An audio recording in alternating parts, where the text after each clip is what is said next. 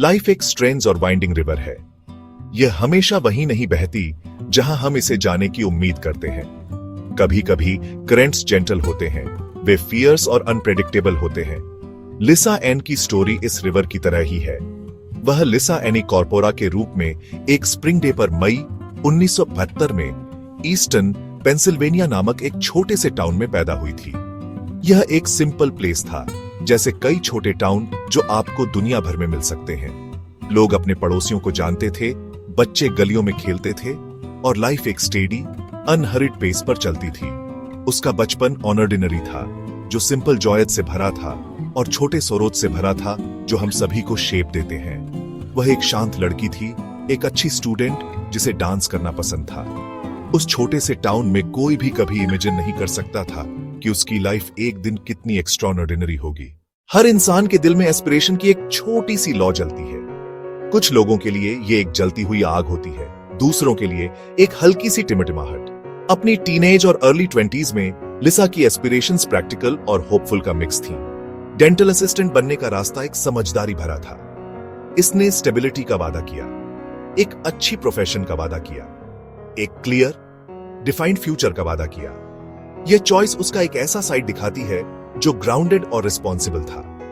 वह एक स्किल होने की इंपॉर्टेंस को समझती थी, खुद को इंडिपेंडेंटली सपोर्ट करने में कैपेबल होने की इंपॉर्टेंस को। हालांकि इस प्रैक्टिकल एम्बिशन के साथ एक और सपना था जो मूवमेंट और परफॉर्मेंस के लिए उसके प्यार से पैदा हुआ था, एक प्रोफेशनल डांसर बनने का सपना। उसने सालों तक ट्रेनिंग ली थी, उसका शरीर डिसिप्लिन और ग्रेस की लैंग्वेज सीख रहा था। स्टेज अपनी ब्राइट लाइट्स और कैप्टिवेटेड ऑडियंस के साथ उसके लिए एक खास जादू रखता था। यह प्रैक्टिकलिटी के बारे में नहीं था, यह पैशन के बारे में था। अक्सर हमारी प्रैक्टिकल नीड्स और हमारी पैशनेट डिजायर्स के बीच की यह जगह ही होती है जहां हमारी सच्ची लाइफ स्टोरी लिखी जाती है। वह कैलिफोर्निया चली गई, धूप और सपनों की भूमि, यह उम्मीद करते हुए कि उसे ऐसे अवसर मिलेंगे जो घर पर अवेलेबल नहीं थे। यह मूव खुद ही साहस का एक छोटा सा एक्ट था, अननोन में एक कदम। कभी कभी लाइफ हमें एक चौराहे पर ला खड़ा करती है जहां दो बहुत अलग रास्तों में से एक चुनना होता है। विजुअल एम्फेसिस, चॉइस, एक रास्ता पुरानी शांति भरी जिंदगी और दूसरा रास्ता एक नया करियर, अनजान और बोल्ड। लिसा के लिए वह मोमेंट अर्ली 90s में आया। प्रोफेशनल डांसिंग का ड्रीम एक मुश्किल पहाड़ चढ़ने जैसा साबित हो रहा था। यह अनसर्टेनिटी का टाइम था जब उसे एडल्ट एंटरटेनमेंट इंडस्ट्री से इंट्रोड्यूस किया गया। यह वह दुनिया नहीं थी जिसमें उसने कभी एंटर करने का प्लान बनाया था। ईस्टर्न की शांत गलियां, डांस स्टूडियोज की डिसिप्लिन्ड वर्ल्ड। इस इंडस्ट्री में स्टेप रखने का डिसीजन सिंपल नहीं था। यह एक मोन्यूमेंटल चॉइस थी, एक ऐसी चॉइस जिसे वह जानती थी कि यह उसकी लाइफ को हमेशा के लिए बदल देगी और सोसाइटी के कई कोनों से जजमेंट को इनवाइट करेगी। उसने 1994 में इंडस्ट्री में एंटर किया। यह निर्णय क्लियर अंडरस्टैंडिंग के साथ लिया गया था।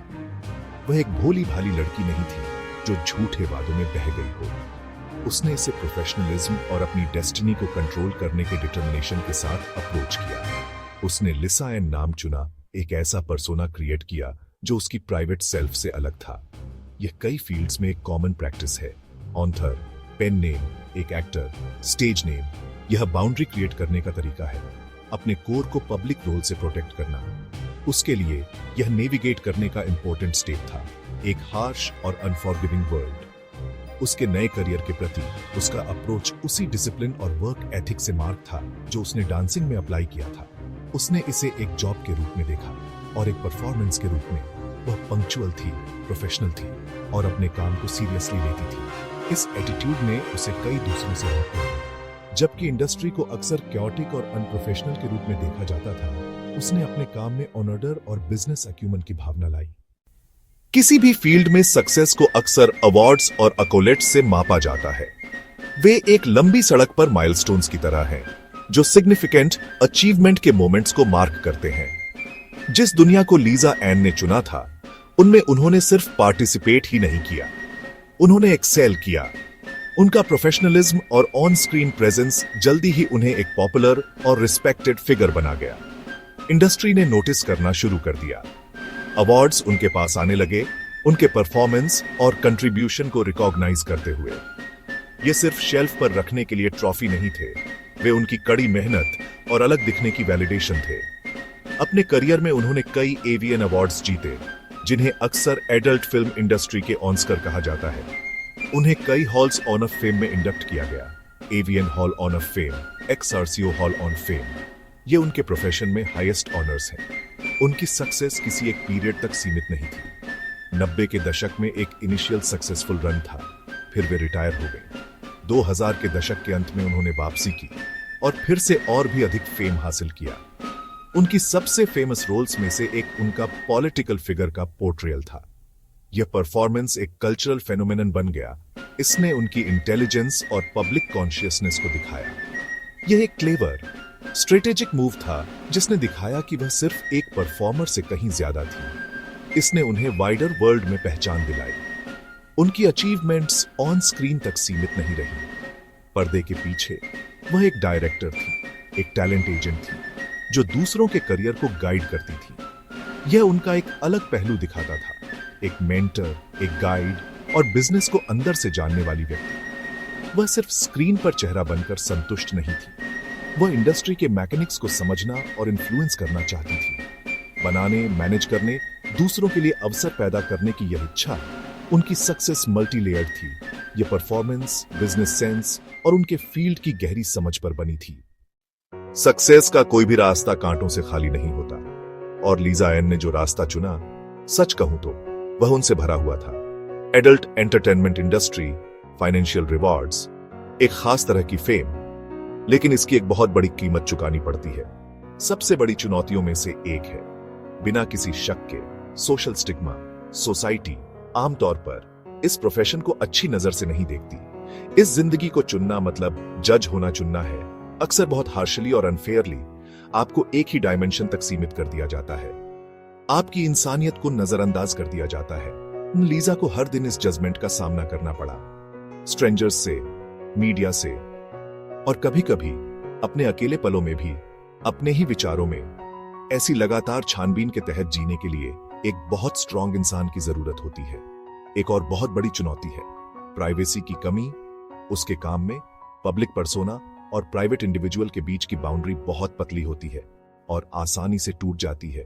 उसकी जिंदगी पब्लिक प्रॉपर्टी बन गई। हर चॉइस, हर रिलेशनशिप, हर गलती डिस्कशन और क्रिटिसिज्म के लिए खुली थी। इंडस्ट्री भी खैर मुश्किलों से भरी हुई है। यह शोषण की जगह हो सकती है। जबकि लीजा अपने बिजनेस सेंस और खुद को प्रोटेक्ट करने की एबिलिटी के लिए जानी जाती थी, वह बिजनेस के प्रेशर और डार्कर पहलुओं से अछूती नहीं थी। काम का फिजिकल टोल होता है, इंटीमेसी परफॉर्म करने की इमोशनल लेबर होती है, और एक खास फिजिकल अपीयरेंस बनाए रखने का लगातार प्रेशर होता है। यह एक ऐसी इंडस्ट्री है जो लोगों को कंज्यूम कर सकती है। इस दुनिया को नेविगेट करने के लिए सिर्फ स्ट्रेंथ ही नहीं, बल्कि अविश्वसनीय विजडम और फोरसाइट की भी जरूरत होती है। शायद सबसे गहरी चुनौती इंटरनल है, सेल्फ वर्थ और आइडेंटिटी बनाए रखने का संघर्ष। जब दुनिया आपको एक चीज से डिफाइन करती है, तो यह मानना आसान हो जाता है कि आप बस वही हैं। ईस्टर्न की उस लड़की को, डांसर को, बिजनेस वुमन को, उम्मीदों, डर और एक दिल वाली इंसान को अपनी खुद की कहानी को बनाए रखना, जब लाखों दूसरे लोग उसे आपके लिए लिखने की कोशिश कर रहे हों। एक एक्ट ऑफ डिफाइंस है कि लीजा को जिन चुनौतियों का सामना करना पड़ा, वे सिर्फ बाहरी बाधाएं नहीं थीं, वे गहरी आंतरिक संघर्ष थीं, जिनके लिए मानसिक और इमोशनल फोर्टिट्यूड के एक ऐसे स्तर की जरूरत थी जिसे हम में से ज्यादातर लोगों को कभी बुलाना नहीं पड़ेगा। यह जानने में बहुत अक्लमंदी है कि कोई चीज कब शुरू करनी है, लेकिन यह जानने में और भी ज्यादा अक्लमंदी है कि उसे कब रोकना है। अपने प्रोफेशन के एकदम टॉप पर पहुंचने के बाद लिसा एन ने एक हिम्मत वाला फैसला लिया। 2014 में अपनी पॉपुलैरिटी के पीक पर उन्होंने अडल्ट फिल्मों में परफॉर्म करने से रिटायरमेंट अनाउंस किया। यह कोई फेलियर की वजह से नहीं था, बल्कि सक्सेस की वजह से था। उन्होंने वह सब हासिल कर लिया था जो वह चाहती थी, और समझा कि एक नया चैप्टर शुरू करने का टाइम है। जानी पहचानी चीज को छोड़ना, फाइनेंशियली सिक्योर चीज को छोड़ना, स्पॉटलाइट से बाहर आकर अननोन होना, इसके लिए बहुत हिम्मत चाहिए। यह फैसला लेने से बहुत से लोग डरते हैं। उनके रीजंस क्लियर और आर्टिकुलेट थे। काम का फिजिकल टोल, दूसरे इंटरेस्ट्स को फॉलो करने की इच्छा। वह अपनी अर्ली 40s में थी। कई लोग उस उम्र में कैरियर में फंसे हुए महसूस करते हैं, पर उन्होंने इसे नई शुरुआत माना। वह नहीं चाहती थी कि उनकी स्टोरी वहीं खत्म हो। वह यह प्रूव करना चाहती थी दुनिया को और सबसे ज्यादा खुद को कि वह अपने पुराने रोल से ऊपर थी। यह सेल्फ रेस्पेक्ट और पर्सनल इवोल्यूशन का स्टेटमेंट था। पास्ट जेल नहीं होना चाहिए, यह फाउंडेशन बन सकता है। खुद को फिर से बनाना सबसे मुश्किल काम है। एक पुरानी पहचान छोड़कर नई पहचान बनानी पड़ती है। उनकी पब्लिक आइडेंटिटी बहुत स्ट्रॉन्ग और बहुत स्पेसिफिक थी। दुनिया उन्हें लिसा एन एडल्ट फिल्म स्टार के रूप में जानती थी। आप लोगों को खुद को अलग तरह से देखने के लिए कैसे मनाते हैं? आप नया स्पेस कैसे बनाते हैं जब पास्ट की लंबी शैडो हो? उन्होंने वही डिटर्मिनेशन दिखाया। उन्होंने अपने पास्ट से भागी नहीं, न ही पछतावा जताया। उन्होंने उसे अपनाया, उसे अपनी जर्नी का हिस्सा माना और कॉन्फिडेंट फ्यूचर की तरफ देखा। चैप्टर बदलने की हिम्मत इंस्पायरिंग है। ये सिखाती है कि हम अपनी लाइफ के ऑथर हैं। एडल्ट फिल्म इंडस्ट्री से बाहर निकलने के बाद लिसा ने सिर्फ एक शांत प्राइवेट लाइफ नहीं जी। उनकी एनर्जेटिक और एम्बिशियस स्पिरिट ने उन्हें ऐसा करने नहीं दिया।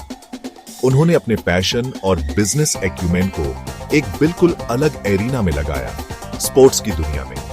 वह हमेशा से एक पैशनेट स्पोर्ट्स फैन रही थी, खासकर फैंटेसी फुटबॉल की। यह सिर्फ एक कैजुअल इंटरेस्ट नहीं था, इसे उन्होंने उसी इंटेंसिटी से स्टडी किया जैसे अपने दूसरे वेंचर्स। उन्होंने इस पैशन को एक नए करियर और नई पहचान में बदलने का मौका देखा। Sports commentator, fantasy sports analyst, एक ऐसा फील्ड जिसमें लगभग सिर्फ पुरुष ही होते हैं। उन्होंने अपना खुद का स्पोर्ट्स टॉक शो लॉन्च किया। उनकी एंटरप्रेन्योरियल ड्राइव पहले जितनी ही स्ट्रॉन्ग थी। अपने मौजूदा सोशल मीडिया प्लेटफॉर्म का इस्तेमाल कर वे एक नई ऑडियंस बना रही थी। यह एक बोल्ड और अनएक्सपेक्टेड मूव था। कई लोग स्केप्टिकल थे। एक फॉर्मर एडल्ट फिल्म स्टार को प्रोफेशनल स्पोर्ट्स के बारे में क्या पता होगा?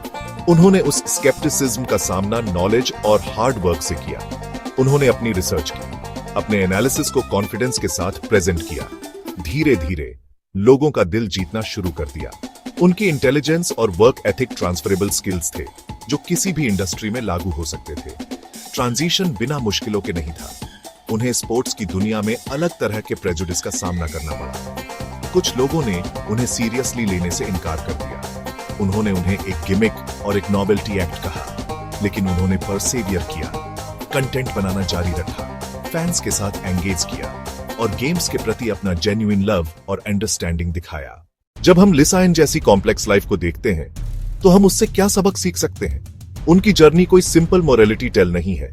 यह एक इंसान की कहानी है जो एक मुश्किल और अक्सर जजमेंटल दुनिया में आगे बढ़ रहा है।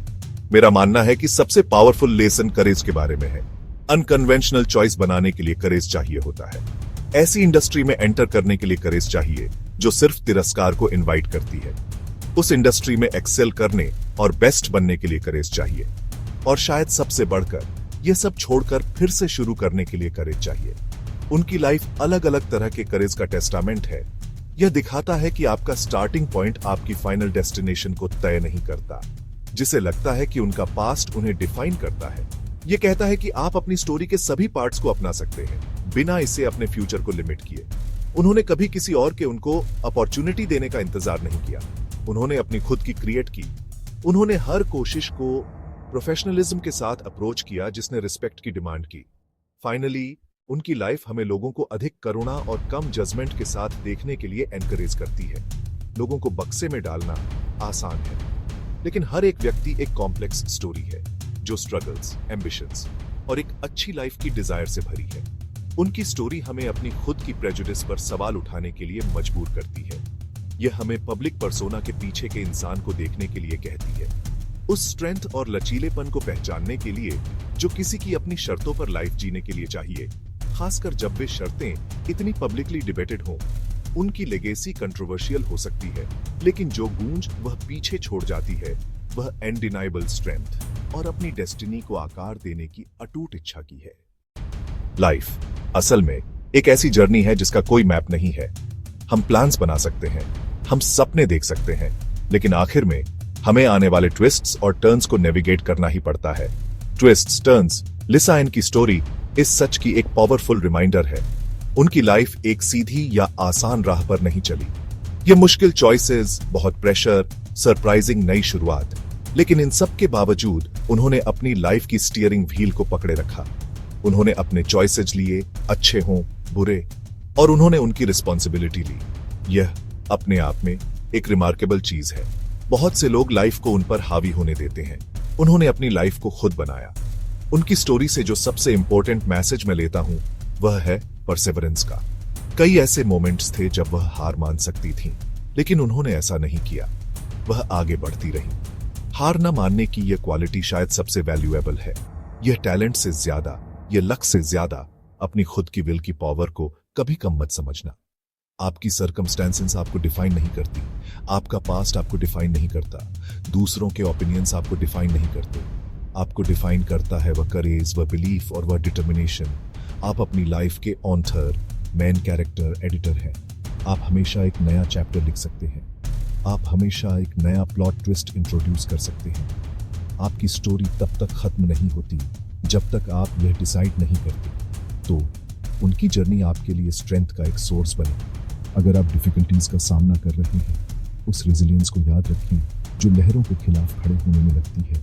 अगर आप एक नई शुरुआत का सपना देख रहे हैं, उस करेज को याद रखें जो दूर जाने फिर से शुरू करने में लगता है। अडेप्ट करने, सीखने, ग्रो करने की एबिलिटी पर बिलीव करें। लाइफ आपको टेस्ट करेगी, या आपको चैलेंज करेगी, या आपको आपकी लिमिट्स तक धकेलेगी, लेकिन आपके अंदर एक ऐसी स्ट्रेंथ है जिसे आप शायद अभी तक पहचानते नहीं हैं। उस पर ट्रस्ट करें, उसे नर्चर करें, और चाहे कुछ भी हो, कभी भी खुद पर हार मत मानना। सबसे खूबसूरत सनराइजेस अक्सर वही होते हैं जो सबसे अंधेरी रातों के बाद आते हैं।